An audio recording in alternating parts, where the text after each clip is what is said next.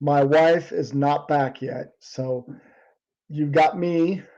But luckily, I reached out to my buddy Lyle, and he has graciously agreed to be on the show tonight. So I'm super stoked that we've got Lyle tonight. Um, I'm not going to talk a lot right here in the beginning. I want to welcome everybody. I know my wife, she always goes, through the chat and welcomes everybody. I'm just going to welcome everybody right now. um, have your questions ready. What I'll do is I'll introduce Lyle.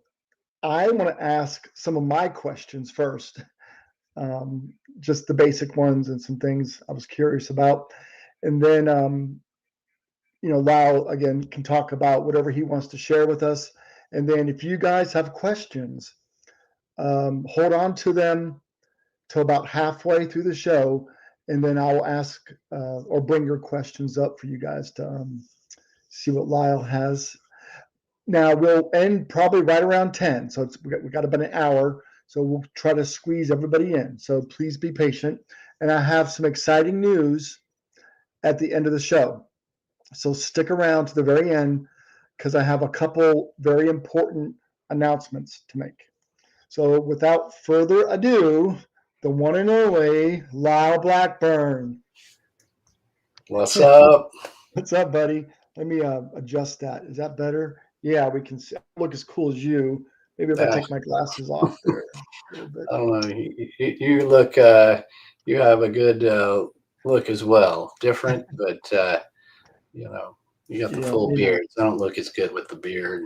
And, well, yeah, you always look so cool, and I've always admired you for a long time.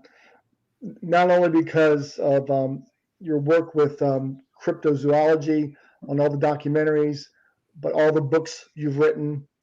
And then, of course, you're a super badass rock star. So you're one of my idols, and I'm glad to call you a friend. Oh, well, thank you so much. You're a friend that I value highly, and so I've enjoyed knowing you over the years and seeing you at all sorts of Bigfoot events, and it's just always fun and sharing information and sharing sightings or whatever. It's always been a good time. So yeah, one thing that people don't realize about you, you're so down to earth and you're so humble. Um, I meet a lot of people that sometimes their ego gets in the way, or they treat people like crap. You've never ever done that, and every time I meet you, um, I just admire that quality in you. That you're very humble, and you're you're I think you're a superstar. So um, to be modest like that, it goes a long way, and I think people appreciate that and your sincerity and your so I'm going to ask a couple questions first because um, I thought everybody's going to have their chance to ask questions tonight, but the couple of questions I have, for the first one, is not really Bigfoot related. It's more rock related because everybody knows you're in Ghoul Town. If you don't know that, Google Ghoul Town, and I want to know who are some of the bands that or musicians that you idolize or you look up to, that you listen to as a kid or listen to now. Who are some of the musicians or bands that you really like? Well, for me, it's sort of a combination, I think, of musicians who display excellent musicianship and also bands that are just unique and cool. My first favorite band was Kiss, and so I was. I admit that I was around during the '70s. I was really young, but I was there for when Kiss got really big, and I had the posters on my wall. And I just thought they were cool. I liked the songs. I mean, and just the imagery and how they put all that together in a really cool visual package, as well as the music and the show. And so that's where I started. And then my favorite all-time band is the Misfits, and I discovered them when I got into punk rock, and then somebody showed me the Misfits, and then I'm a huge fan of horror movies and all things spooky and cryptids and everything else. And here's a band that like was singing about horror movies and all that kind of stuff. And unlike Kiss, which was sort of like singing about girls and parties, I was like, oh, wait a minute. I didn't never thought of this. You can sing about horror movies and things like that. So, and their imagery was sort of like, devil locks and like Dracula's playing guitar. And so I love that. And I really do love the music and the songwriting, the simplicity of it and the topics. So that's had a huge influence. And then other bands, I just really like a lot of everything. Like I grew up in Texas, Fort Worth. My parents loved old country. So I loved Johnny Cash and Merle Haggard and Marty Robbins and all that kind of stuff. And then I was into radio rock, arena rock in the 70s, all the great bands. And then I was into punk rock, just an underground thing. And then I got into metal. I love Iron Maiden, early Metallica. I saw them before they were, I saw them in a small club once. And, I love metal and Slayer. And, but those things kind of all went into a blender. And the way Ghoultown is, people are like, what genre is it? I'm like, I don't know. It's just dark Western Tex-Mex rock mixed with Rob Zombie meets Johnny Cash. I don't know, but what I was really trying to do with it and what latched on was that it was unique, like whether people like it or don't, with the hats and the whole imagery of it, we were recognizable. If we walked around in certain places, people were like, oh, Ghoultown, and that's what it was like a Kiss thing or a Misfits thing.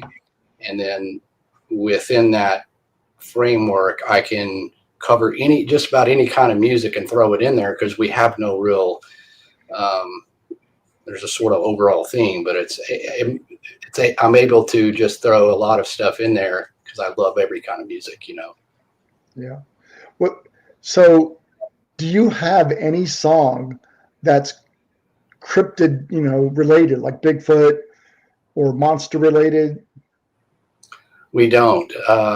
None. We have one called Werewolves on Wheels. There's a werewolf thing, but we don't. I mean, people ask us about that, but Ghoultown is so unique. And when I write Ghoultown songs, it just comes from a different place. And I have tried to kind of do something like even like a Legend of Boggy Creek song or something, but they just sound kind of cheesy. It just doesn't work. And it's not Old West, or it's kind of horror, I guess, if you want to look at the spooky stuff, but it just never worked. So I just never did it. When the songs, I don't know how I write the songs. They just come from somewhere and they just come out like they do. So I really don't try to force it, but it is kind of weird because it's like two separate things.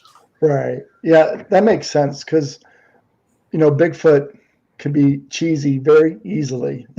It's hard. It is. I mean, even as much as what we think and what you and I think of as Bigfoot is totally different than what your average person, like down at the office, they hear Bigfoot. Their connotations are always different. It's like a pop culture thing. We're like in the woods. I mean, we're looking at it as we're looking for this, but yeah, it gets real cheesy. And anytime I try and then you sing it, it sounds, that doesn't quite work. So if maybe I have to do a Blackburn solo album where I just did all cryptid, then there you go.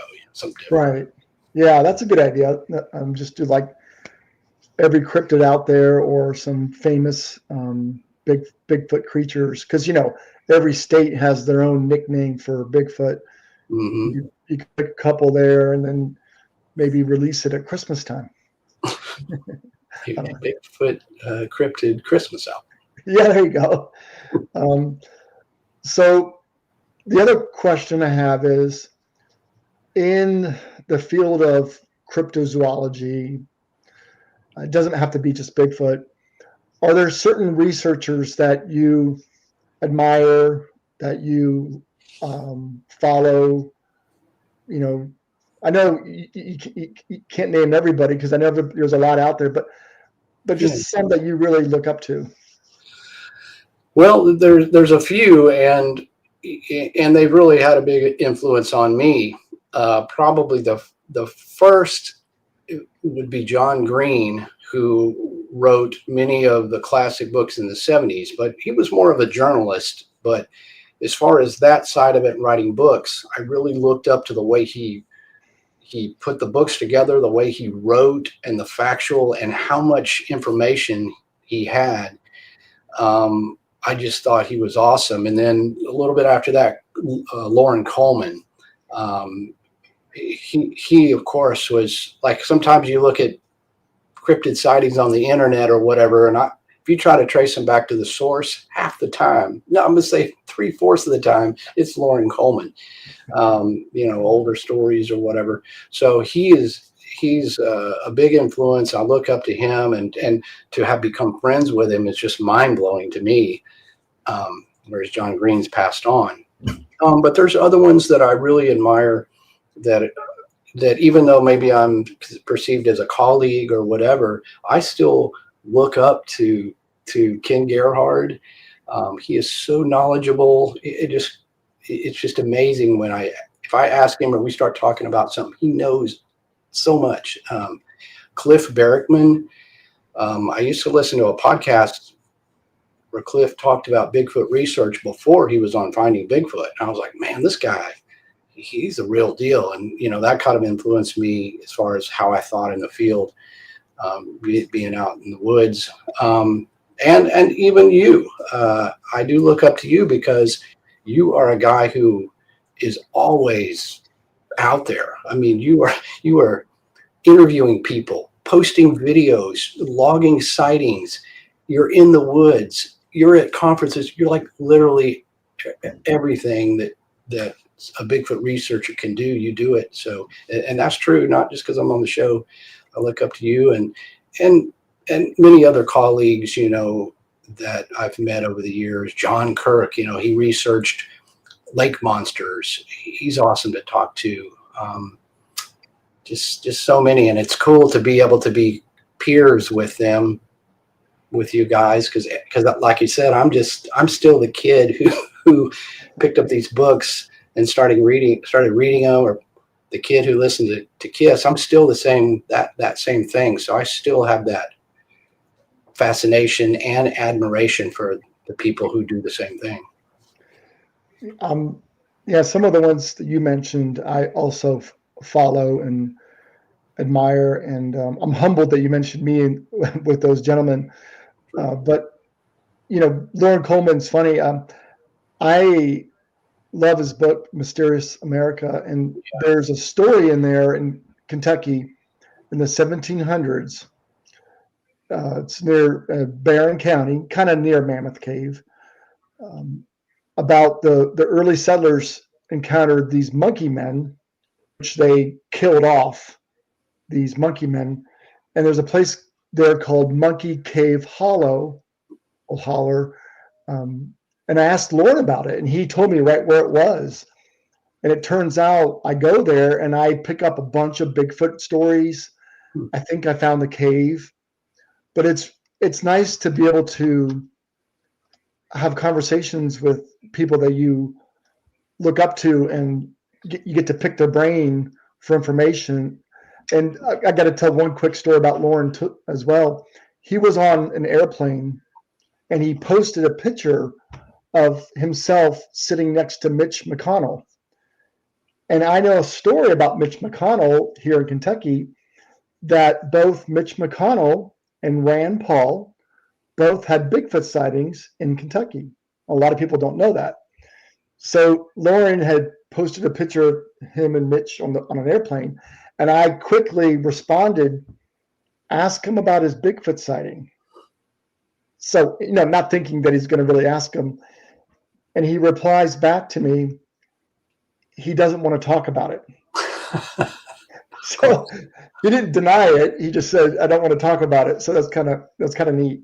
Wow, that's cool. Yeah. And it is cool. Like this field is, it's small enough that you can do things like that.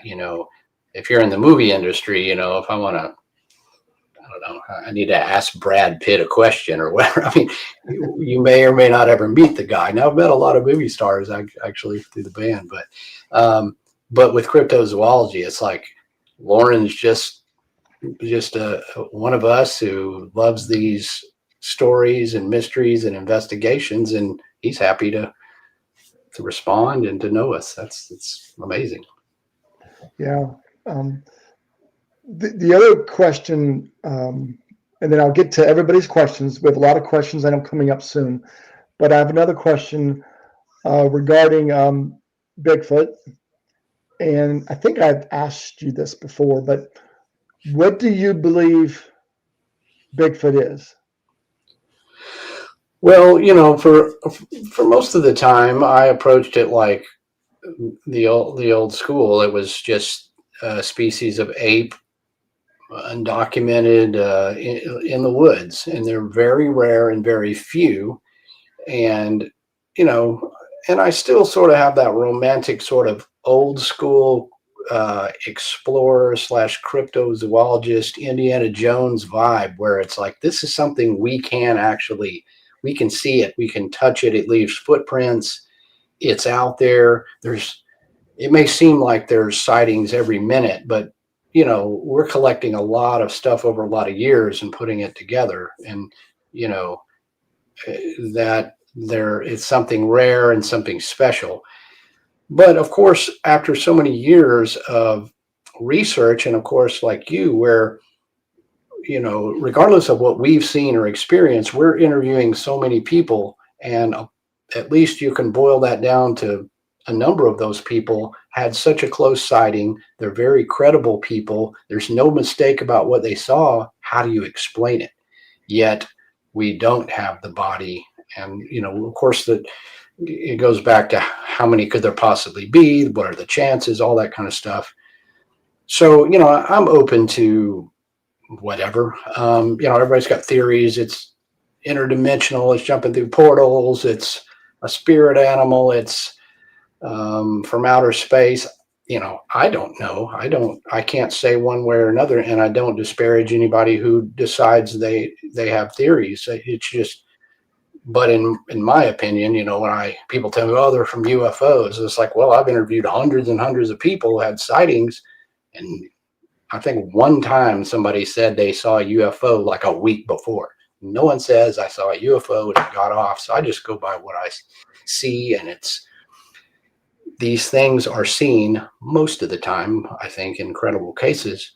They're where you would think an animal or a big creature would be. They're in the woods, they're in the swamp, they're along waterways. You can correlate all this. They're not popping up in the middle of, well, maybe at Walmart you might see something you think is a Bigfoot, but if you research, it wasn't. But you know what I'm saying? They're not popping out.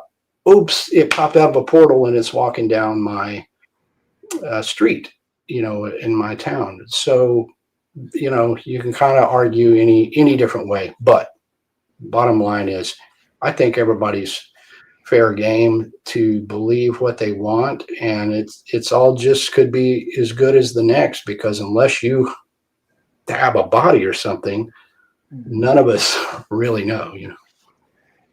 Yeah, I'm right there with you.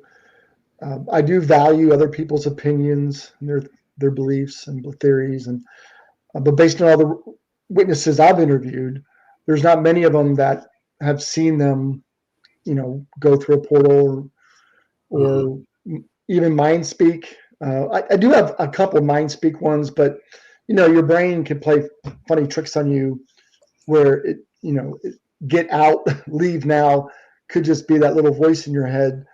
But there are some other credible people that I've, Les Strout and other people that claim mind speak. So I'm open to that. But I'm kind of like you. I more believe it's a flesh and blood animal, a hominid, um, that's just highly intelligent and knows just to keep its distance from us. It knows we kill things, and the reason why it survived all this time is it knows to stay away. It knows not to attack us because there's not many attacks on people. Um, over 788 reports in Kentucky that I've documented. I don't have one of them hurting a person.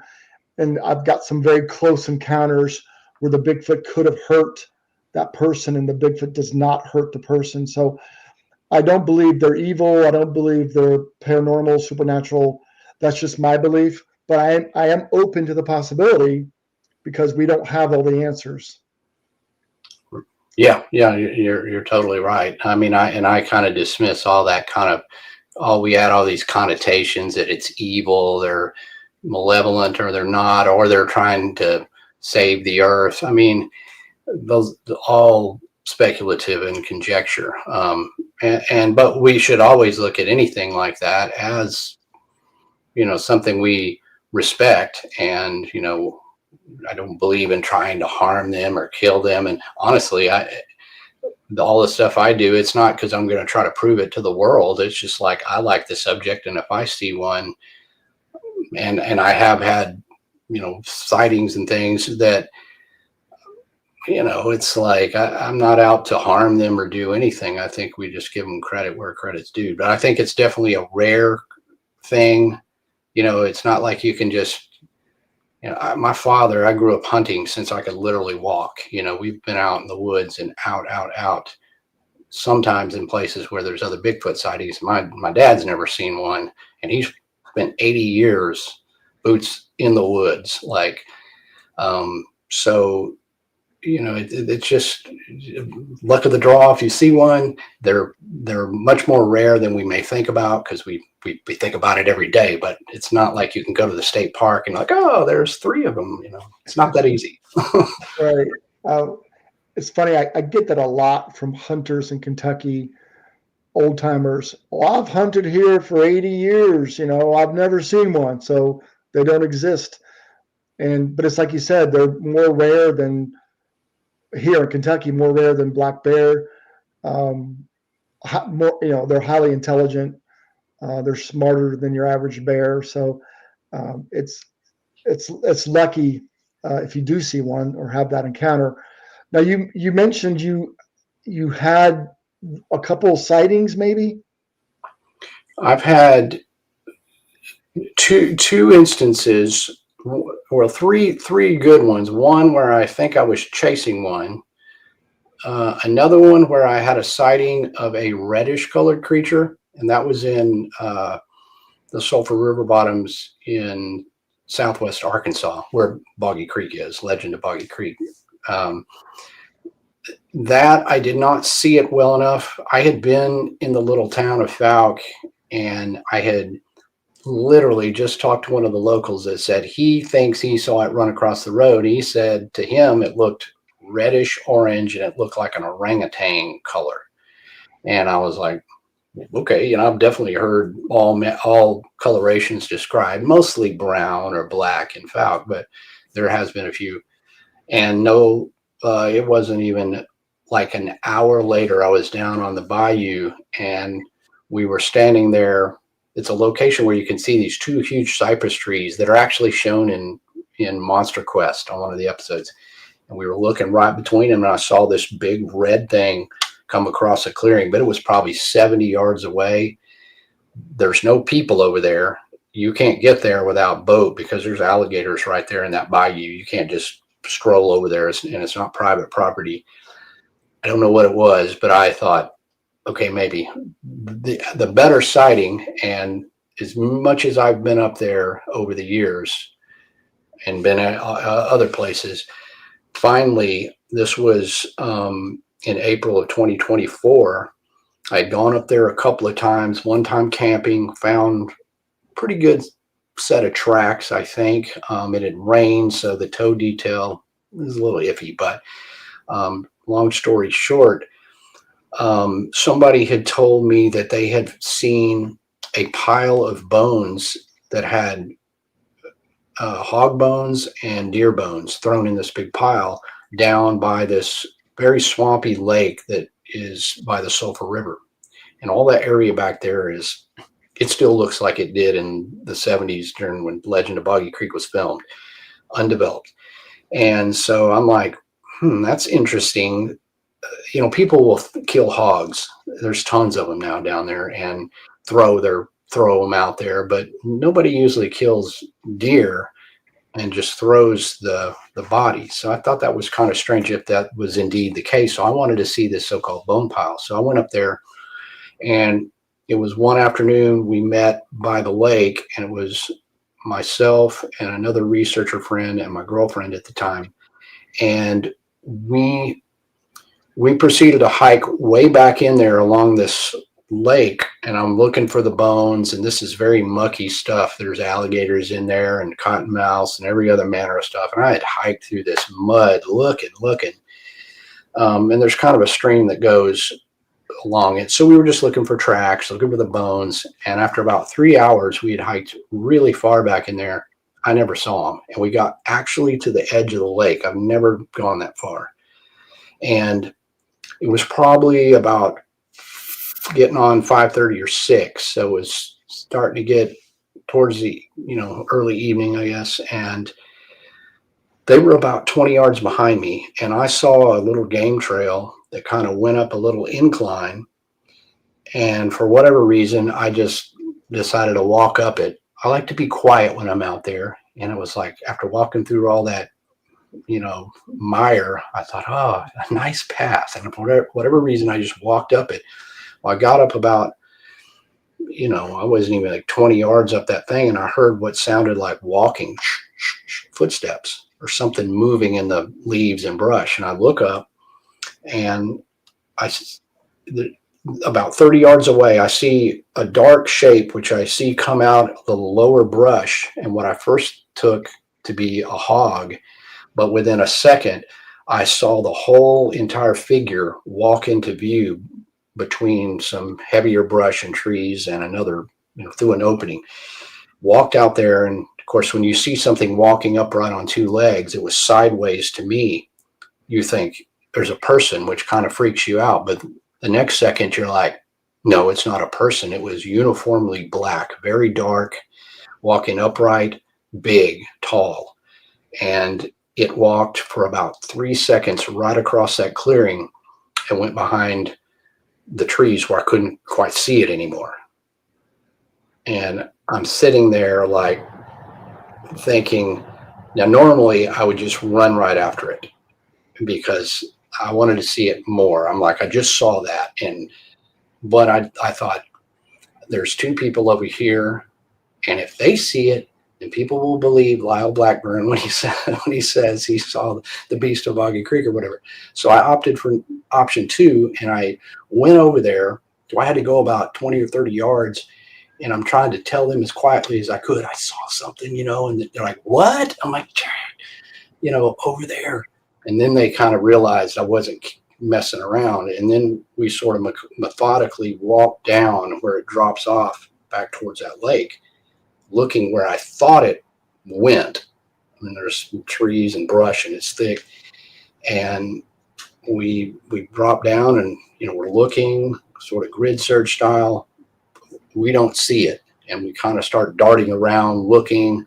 I'm looking under logs and trying to look in my field of view. We never saw it. So all I can presume is that in the time it took me to go alert them, it could have gone in any direction. I'm sure at that point she would have heard me. I'm surprised it didn't even know about our presence, and it could have known of my presence from the get-go, but never could. We looked for footprints, but there's a lot of leaves down there. Now it did turn into where it went back into the mud, so we kind of went that direction and looked everywhere for a footprint, but we didn't see it. So it could have gone back towards the river in the other direction, and that was it. Just 3 to 4 seconds of bam. Yeah. It's some of the things you describe are very common with witnesses. One is their disbelief. Even when you're looking for it, they're like, did I really just see that? And it takes a while to process. Was that in my imagination, or was it real? So that whole thing is very common. And then the second thing is trying to find tracks. People don't understand the substrate, the area. It's very difficult to find tracks, even when you just saw the creature. It's not as easy as you think. So, the skeptics out there, or not the skeptics, the critics or whatever, they're like, oh, how come you didn't run after it right away, or how come you didn't find tracks, and all these things. But people don't understand how quick a sighting is. And I do a thing, my presentations now. I'm gonna ruin it if you go to the conference this weekend in Kentucky, but I don't care. One of the things I do, I talk about game cameras and cell phones. How come we don't have as many pictures? So what I'll do is I'll start to talk about it, and then while I'm on stage, I'll just go, okay, somebody take my picture, and I'll quickly walk off stage with an arm swing, dramatic arm swing, and I walk off the stage. It takes 5 seconds or so, and rarely does anybody have their phone out to take my picture. Mm-hmm. And they don't get it. You don't expect it. You don't have your phone up with the camera on. So it's just to prove a point, because you don't know how people act when they see one, because a lot of time it takes a while to process it. Like, was that really what I just saw? Yeah, it's like by the time you realize what you're seeing in those 3 or 4 seconds, and I wasn't even really expecting it. I'm looking, the purpose of our trek was to find this boneyard. So I wasn't like I was just sitting like I'm hunting, like when I used to hunt deer or something. I'm sitting and I'm waiting and I'm quiet. I just heard it. And yeah, it's so fast that it's gone by the time I could have got my phone out of my pocket. I guess I could have had a GoPro mounted where I film everything I do. I'm not a big tech person. I'm Mr. I like stealth and old school Tarzan. I just go in the swamp, and a bunch of stuff. But I do have a camera and I do have recording equipment, what I need. But yeah, it was that fast, and there's no tracks. Well, the reason I even heard it is because it was stepped in some leaves where you're not going to leave the track. Now, had it been in that substrate that was the mud, there'd have been a ton of tracks, but I probably would have never heard it because it wouldn't have crunched. Just because it made a noise that I turned and I saw it. Otherwise, if I would have been crunching around or looking or going the other way, it would have just literally walked by and I would have never even caught it. Just that I was on that game trail and it was there was some dirt there and it was kind of quiet as I walked.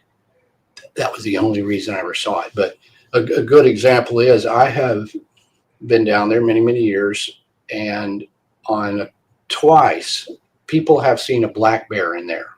Every once in a while you'll see a black bear in East Texas or Southern Arkansas. And one guy got a picture of a black bear, but I've never seen a black bear in there. Heck, I've never even seen a cougar out there, and they are there. I've seen a track, but just because I didn't see it doesn't mean it's not there. And if there's a bear there and I didn't see it, well, does that mean the bear didn't exist? No. So it's harder than people think to try to see, and especially to get a picture. Yeah. Like you said, they're very rare, highly intelligent. And the other thing, you don't use technology, which a lot of researchers will claim they're aware that you have technology somehow, whether they sense the EMF, they smell it, or somehow they sense that you have technology. And I hear that quite often. If you want a sighting, don't use technology. Just go out there, be quiet, just act natural. I always say, don't act threatening. Be like a hiker or a camper, and they'll stick around. But if you go out there with camo and guns and cameras and all these things, they're not going to stick around. So maybe that's why you were lucky enough to see one, because you didn't have the technology.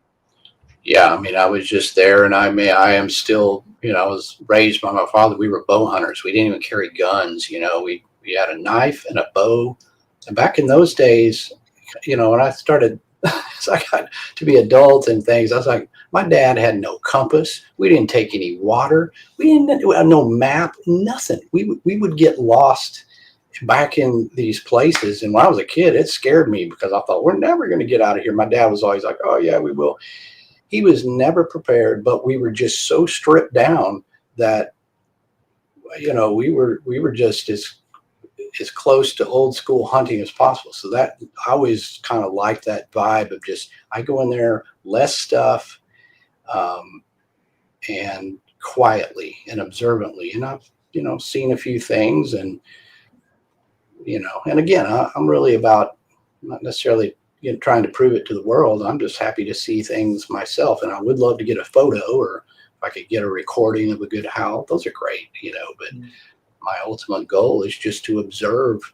And like I do, I stopped hunting. I really love nature, and I love wildlife, so now I'm excited if I see oh, look, there's a bobcat or whatever I see. I saw a jaguar rundy one time, which is a super rare cat that's down in the south, and just to see it was cool, and that was it. And it just took off into the woods. Yeah. I think too is that being at one with nature. I mean, if you go out there and you have a better chance maybe of encountering something, but also it's more relaxing. You don't put all this pressure on you, like you got to try to film one or record on audio, or just go out there like you're hiking or exploring, and it's peaceful. I've taken many people out that nothing happened, but they just love to get away from technology and to unwind in nature. So that's, I think, why a lot of people like Bigfooting.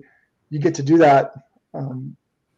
It's kind of like a side effect of going out looking. So it's very enjoyable, and I enjoy taking people out. I enjoy people getting their first tree knock. I hear them quite often, or not quite often, but over the years, I've had great tree knock interactions, or whoops or whistles, and that you can tell that's something there replying to me. It doesn't happen all the time, but I've heard it enough to where I don't get as excited.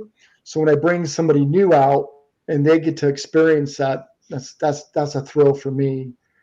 But to see one, I haven't really seen one except just a couple of years ago. Gosh, about 100 yards away on a bright sunny day, I saw two black upright figures cross a creek, and it was very quick. Looked like your typical Bigfoot arm swing, everything, but it was like 2 seconds, and I drove my truck around to where I thought they were going, and drove back a dirt road to get back in there, and it was all swamp, no vehicles, couldn't see them, couldn't walk, so I came back out, drove around to where I thought they went in the area. Again, no vehicles. There, I was able to walk in, so I did walk in, but I hit swamp. Again, no vehicles. So I don't know what those solid black upright figures were. I can't say 100% they're Bigfoots. Could have been two people. I don't know, but it's being out there instead of sitting on your couch is the key. I keep telling people this: you're not going to have a sighting in your living room unless they're watching one of your your documentaries. But you got to get out there, and the probability goes up because people are like, oh, they're looking for it. Of course they're going to see it because they're out there looking for it. No, because they're off their couch. They're in an area where there's been sightings. The probability goes up. Yeah. You just have to play the odds. It's like the lotto. Just the more you play, the more you may win. If you don't play, you don't win. If you're not in the woods or in places where Bigfoots have been sighted, your chances of seeing them are slim. So you just got to put yourself out there. And even that, you don't always have luck, or you could spend your whole life, but you're not getting nothing out of it because, hey, you're in the woods. And like you said, I just love being there. And if I get to see a wild animal bonus. If I get to see a Bigfoot, even better. And but what I learn is, by going in places, and if where I've seen, now I've had several experiences in that area. Well, I know where I had them, so now I can concentrate efforts on going back in that part, looking for footprints there, looking for another sighting. And this time I'm a little more zeroed in on where that might happen, because I literally saw something. And of course, as you well know, the place where I saw it is, when you start zooming out on a map, it's not very far from where there's this old dirt road that goes down to this slough. And back in 2006, and I interviewed this woman. She was a wildlife photographer trying to do an alligator shoot, to get some photos of alligators, and she saw something run across the road. And when I kind of looked at the area, because like I said, I had never been that far back around there, and there's just a little bitty old, it's just a dirt road that if you have a truck or something, you can get down in there. But that's where she had a sighting. And I'm like, well, look at that. It starts to sync up. Mm-hmm. And yeah, I get that question a lot. Where do I go to have a sighting? Waterways, dense forests, ridges, hollers, and places we don't really go often because it's difficult to get there, and there's a lot of food source.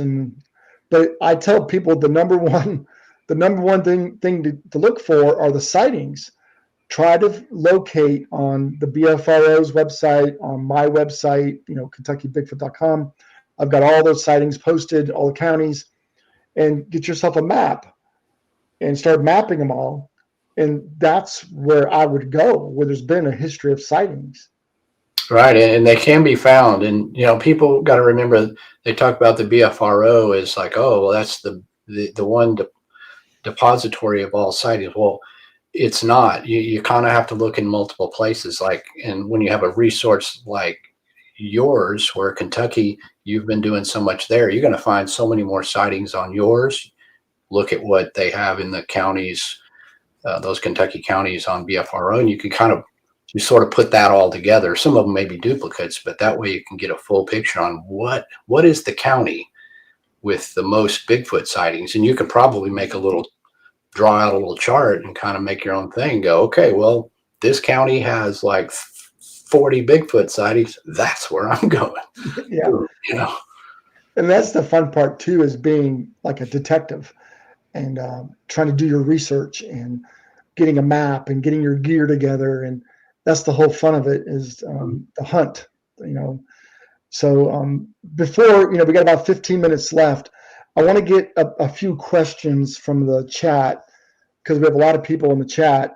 And I'm going to bring a couple questions up here that, and if you guys have a question, if you're listening in the chat, please ask your questions now so I can see them, because some of them are buried.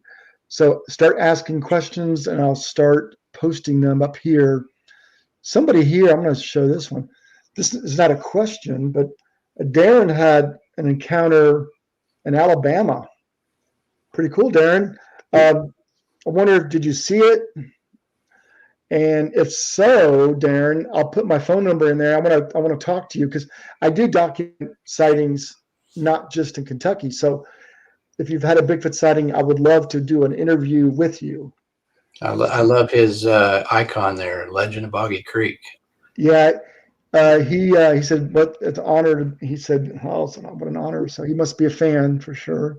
Yeah, and Bankhead National Forest. I'm I've been to Alabama a few times for Bigfoot purposes. I've been there a lot of times otherwise, but yeah, that Bankhead is a place where there's definitely been other sightings. So that's one of the places right off the top of my head I would know in Alabama. This is Ron Bowles. I think I've heard of that guy. Longtime friend, BFRO investigator, and he made a good point here. Like, when a deer runs in front of your vehicle, right? Yeah, never happened because you don't have a picture.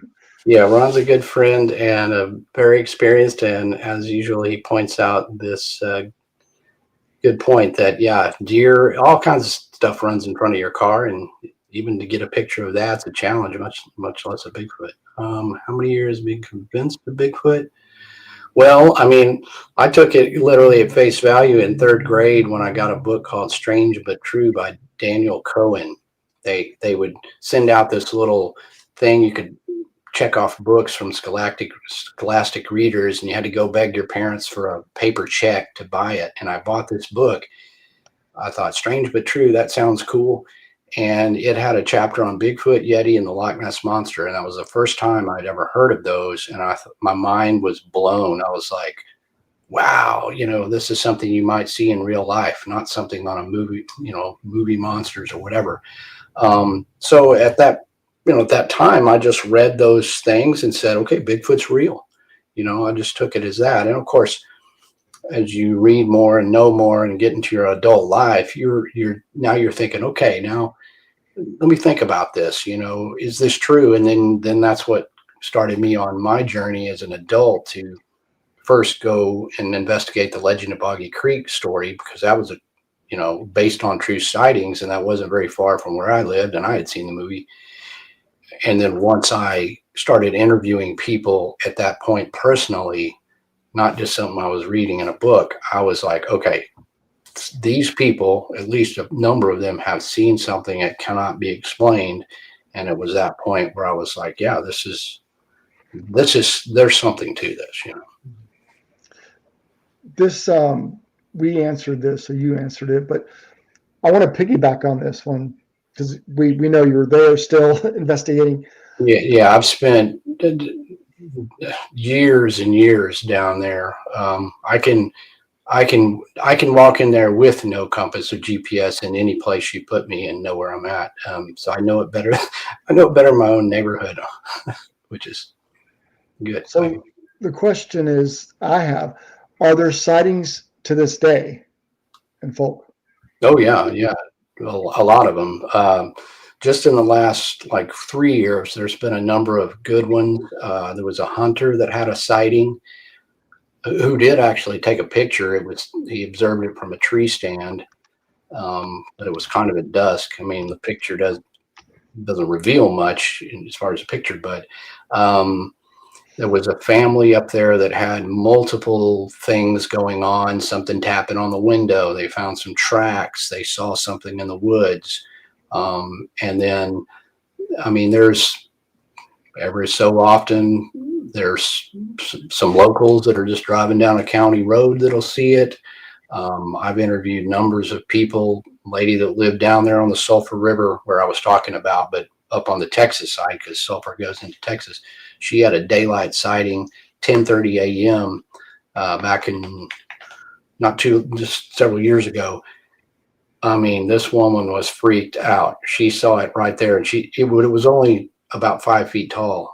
And she's like, I thought they were supposed to be bigger. I said, well, ma'am, I mean, if they're biological creatures or whatever, they don't just pop out at 7 feet tall. I said, it was probably a juvenile, which means there's a big daddy and a mama out there. I don't think that was helping that lady, because she literally lived right down the river, and I go, but they don't harm anybody. Well, now they did in the movie, but not now. It was kind of funny, but I mean, man, just a fantastic witness. This lady, she wasn't wanting to see Bigfoot. She didn't really even know anything about it. She knew what the Legend of Boggy Creek was. But those, in my opinion, are great witnesses, because they start from a neutral spot and they don't have Bigfoot on the brain. That she just simply saw what she saw. Mm-hmm. And there you have it. So that's good news that they're still there. They're breeding. They're having babies. That's great for the population. Also, that report, is it in one of your books? Yes, that would be. Where is it? Oh my gosh, he just cloaked. He's gone. He's cloaked. There it is. It was under another book. But yeah, this book, my Beast of Boggy Creek book, talks about the making of the movie and all that kind of stuff. But my Boggy Creek case book just has a chronological collection of all the sightings from 1908 to, well, it says the present, that was 2020 when this came out. So it has about 100 sightings, and those are ones that are either ones from the old ones from the movie that were documented in newspapers, or I had interviewed descendants of those people, older newspaper reports, older stories, and then, of course, at some point I became, immersed in it. So those have been documented by me. But there's some really, in fact, I mean, the movie has good sightings, but there's some even better ones that occurred since then in the 80s and 90s and all. Do you think they'll make a sequel? Well, no, there won't be a sequel. I can tell you that, because part of it has been the ownership of the movie. And now, of course, I've worked with Pam Pierce, daughter of the original director, Charles B. Pierce. And when we started working together just to find a copy of the film and to get it remastered and to produce an officially released DVD and Blu-ray, because all the DVDs that you've ever seen are bootlegs. Those are never official. Even the VHS was a little suspect, but the remastered version we did, especially the HD 4K version, looks amazing. And so that was the biggest step, was to get this movie where people can see it proper, now as it was in the cinema, actually probably better with the Eastman Kodak restoration. But I know some things that may or may not be happening, but a sequel is not one. But there's some pretty exciting Legend of Boggy Creek things always in the works, and one of them I can talk about, which is the soundtrack. Finally, we're going to come out with a soundtrack on vinyl, and I think CD, to where if you just want to play the old soundtrack. People have asked about this for years. So finally, an official release on vinyl. The packaging looks super cool. I did the liner notes. So always something cool with Boggy Creek going on. Yeah, that's exciting. Looking forward to that. Because you can make a documentary about the area. It doesn't have to be a sequel per se. It could just be a different documentary about the area. Right, and probably more, because we did the Small Town Monsters Boggy Creek Monster documentary was done. That came out in 2016. So, oh my gosh, that's like 8 years ago, which seems like yesterday. But since then there's been a lot more sightings. So yeah, I think it's to the point where something else could be made. I'm not really a filmmaker, so I kind of need Seth or somebody to. I'm good at talking or interviewing people or supplying things or being a guide down there, but filmmaking is not my forte. But yeah, there's things that could be done as far as documenting some of the more modern phenomenon to it. A couple more questions here. The one, let's see, Debbie was asking, when's your next conference coming up? I've got a good amount in October. The first weekend I'll be at the Honeyvee Bigfoot Conference in Oklahoma, and then the Texas Bigfoot Conference, October 17th and 18th, I'll be speaking there, and I'll be at the Arkansas Paranormal Expo on October 25th. So yeah, October. Oddly enough, I'm off in September. Usually I would have some, but that's fine. I'm busy. So, but October, I've got those three. And if you go to lyleblackburn.com, I have a list of anywhere where I'll be. And I was just in Pennsylvania, and before that in West Virginia. So I'm all over the place. But yeah, go to his website. The other thing is, I can say this here, but it's not official, but we have Lyle scheduled for next year in Kentucky at the Red River Gorge Bigfoot Festival. Lyle's the first person that popped in my head.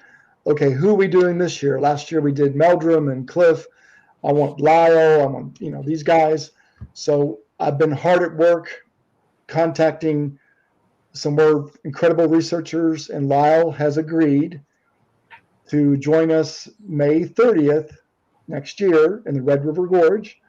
Watch the website for that to come out. Hopefully soon we'll make the official announcement, but you heard it here first. We have somebody asking about the Bridgewater Triangle, Massachusetts. Have you ever been there? I've been in that area, but I've never really gone out in there. Now, I covered it in my Sinister Swamps book, where I talk about mostly Hockamog Swamp, which is within the Bridgewater Triangle.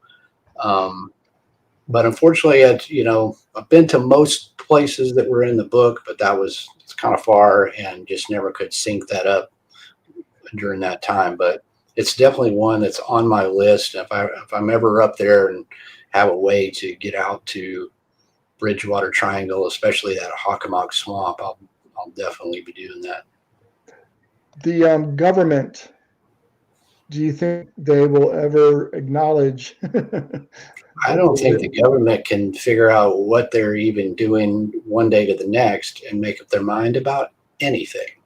So, much less Sasquatch. I think that the government is so embroiled in nonsense and divisiveness that I almost think that they have been forced to kind of talk about, well, UAPs or whatever. I like the term UFO. That sounds what I'm used to. But, they kind of been forced to talk about that. But I think unless they're just forced to talk about Bigfoot, they're just not going to do it. It doesn't help their agenda any. So, yeah, I think whatever they know is going to be pulling teeth, just like it is with UFOs. You just cannot. Yeah. You don't know what they know, what they don't, and they're not telling you straight answers. I'm not going to post the question up here because it's not a question, it's a comment.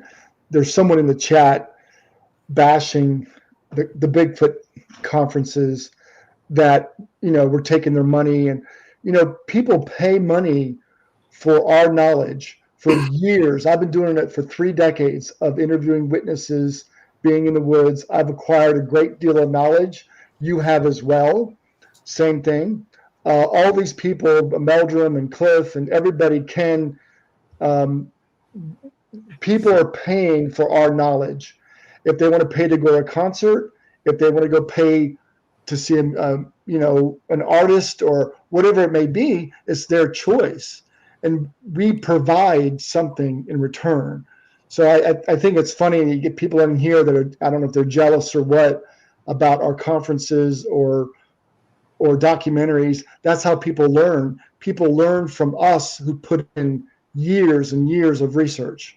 Right. And my opinion on that is, first, nobody has to go to those, but I think they serve a great purpose because you get to be around like-minded individuals. People go to conferences because they may have had an experience or a sighting, and if they tell their friends and family, people kind of laugh at it. But when you create a place, a centralized location where people can gather and talk about this subject, those people can go there and tell somebody, and people are like, wow, that's amazing. And you may get some corroboration because you can't imagine how small of a world. Say, well, my uncle had a sighting nearby, really? And you compare notes. And as well, I mean, you're interested in the subject and you want to learn about something. That's what conferences do. They have conferences for every kind of thing, and it's just a choice for people. And I get it. People say we're taking their money. It's like, trust me, I have to work as a musician because I couldn't make a living at this. I mean, for whatever compensation that I get, I could spend 4 days traveling around doing that. It doesn't pay for that, No, you're lucky to break even. Plus, like you said, it's the camaraderie. You meet other like-minded individuals. You get to share stories. You get to ask questions of these researchers where you can't just do that on the internet. So, if you don't want to go to the conferences, don't go to them. It's your choice. Oh, totally cool. I mean, and I see that debate, and I'm just of the opinion that and in my opinion, I just love the subject. It is super fun. So I find at times I like to be in the woods and being out there, or I might like to be interviewing people. or I might just be together with my buddy Charlie talking about the latest sightings and what kind of gear or what kind of camera, and you learn that by getting in person. And an easy way to do it is to create a conference, because it creates a centralized location where everybody knows to go. And they're a lot of fun. You got Right. lifelong friends anyway. Right. Yeah, I know. I don't want to go too much into it. But we have to wrap it up here because I know your time is valuable. So a couple quick things. Again, I already mentioned it. Next year, May 30th, you will be here in Kentucky. This weekend, your good buddy Ken Gerhardt will be joining me in London, Kentucky. Friday night, there's some festivities, and then the conference is all day Saturday, this Saturday in London, Kentucky. It's the Southeastern Kentucky Bigfoot Conference. So it's a great place to meet us, meet Squatch Man from Indiana. He's a hoot, and a lot of other great researchers, and meet like-minded individuals too that have the same enthusiasm as yourself. You get to ask questions. You get to learn things that you don't learn on the internet. You get to actually see the person, shake their hand, thank them, give them a kiss, whatever. Anything you want to announce? Do you have a book coming out soon? Well, I'm working on that. I've been waylaid by some tour dates and things I was doing and working on a new album, but then I get that gives me time to think. But I'm definitely working on some book things that'll probably come out at best later this year or next year. But I'll be talking about those soon. And like I said, the soundtrack for Legend of Boggy Creek, and I'm going to be going up to Falk here in 2 weeks to do another sort of expedition there in that same swampy area where I had my sighting. So I'm going to hope for some good luck there. So I'll report back if I have any good experiences.